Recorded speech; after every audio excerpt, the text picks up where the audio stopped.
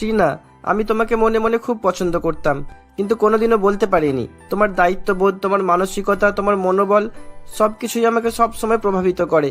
আমি তোমাকে বিয়ে করতে চাই ট্রিনা। না স্যার, আমি আপনাকে বিয়ে করতে পারবো না। আমাদের বাবা মা কেউ নেই। আমি এখন বিয়ে করে নিলে আমার 4 বোনের কি হবে? আমি জানতাম এটাই হবে, তাই আমি তোমার 4 বোনের কথা চিন্তা করেছি। তোমার বোন মানেই আমার বোন। আগে আমরা বিয়ে করি, তারপর খুব ধুমধাম করে আমরা 4 জনের বিয়ে দেব।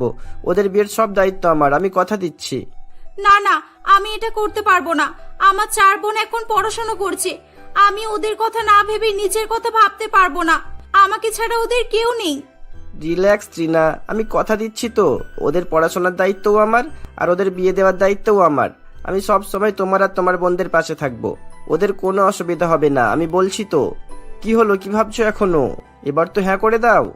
দিদি, তুমি রাজি হয়ে যাও প্লিজ। জামাইবাবু সত্যি খুব ভালো মানুষ।